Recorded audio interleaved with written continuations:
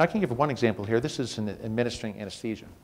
Same steps, formulate the anesthesia plan, pull the drug and the anesthesia supplies, prep the patient, verify readiness, administer the anesthesia, monitor the patient's condition, adjust the temperature, the therapy, wake up the patient, so on.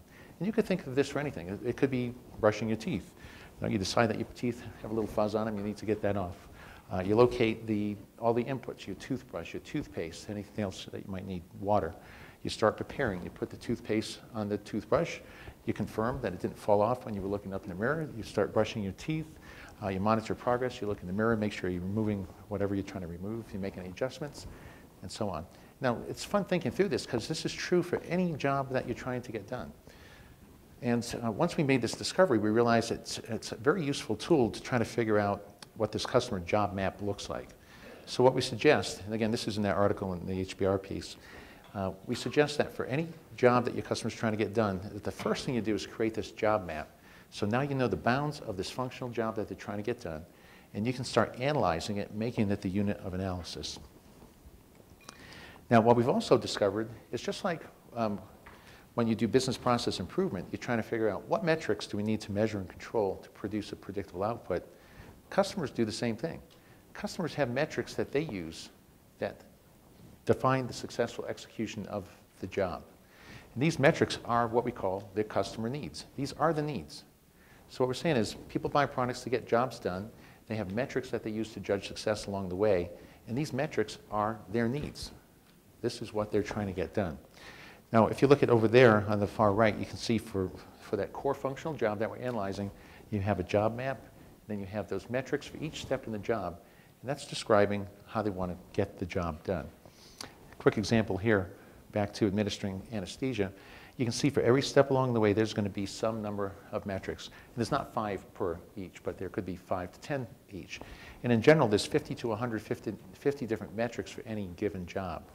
So in this case here, we may find that, that the anesthesiologist is trying to minimize the time it takes to ready the patient to receive the anesthesia, or minimize the likelihood of unwanted side effects, or minimize the time it takes to detect a change in the patient's vital signs, or minimize the time it takes to adjust the therapy.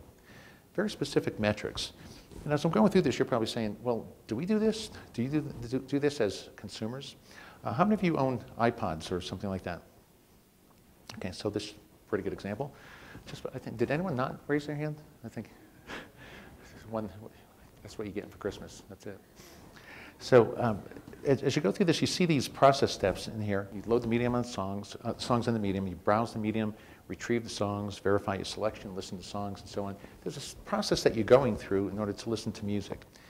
And as you go through this, there's metrics that might come to play. For example, have you ever run into the situation where you're trying to remember, you're trying to put a song on your iPod, but you can't remember the name of the song or the artist, and you struggle to figure out what it is? Do you want the job to go that way? Is that frustrating? So you're saying what you'd like to do is to minimize the time it takes to locate a song when critical information is missing, like the title or the artist. Have you ever inadvertently put the wrong song in the queue? Didn't want it to go that way. You want to minimize the likelihood of that ever happening. Does it often take too long to queue them up in the right order in which you want to hear them? If that's taking too much time, you may say, well, we want to minimize the time it takes to queue the songs up in the order in which they are to be played. What you're doing is, as you're going through any experience, brushing your teeth, you ever have the handle slip in your hand and it kind of pokes through your cheek? And of course, you're sitting there saying, oh, I don't want that to happen either. So there's metrics that you have in your head that are saying, the job is not going the way I want it to go. I don't want this to happen. This shouldn't happen as frequently. This should happen faster. This shouldn't happen at all. And these are the metrics that you're using to judge success in getting that job done. Now, as we go through this, you probably notice that there's a very specific format for what these statements look like. And again, this is the subject of the article in MIT Sloan, Giving Customers a Fair Hearing. What we've analyzed over the year are tens of thousands of different inputs into this innovation process. And just like any other input, what happens if there's variability in the input in any process? You end up with variability in the output of the process, right? So you want to control anything that's going to inadvertently put some bad input into your process. Now, what we discovered is that if we don't form a statement that looks just like this, that we're going to inadvertently put variability into the process, mainly in the form of identifying unmet needs. The next step in this process after coming up with what the needs are is to figure out which are unmet. That means we have to put them in front of a customer to say, you know, how important are these? What's the level of satisfaction? And what we found is that if we vary anything here, we vary the structure, we vary the introductory words, we vary the type of words that we use to describe certain objects from statement to statement. And this is all covered in the article. There's about, I think, the 12, 13, I forget the number of rules that we have in there. They're all ways that variability gets introduced into these statements. And we've done a lot of work with Microsoft and other companies that have paid quite a bit of money to figure out what these factors are.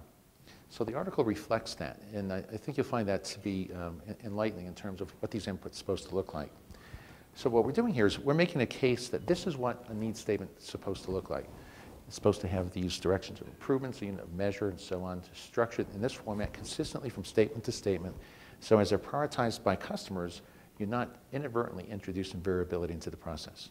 So you can learn more about why it's done like that and the value of doing it through that article as well. But I want to take you beyond that, because once we define this as a need, it's going to open up a whole new world to us in terms of what we can discover about opportunities and about innovation.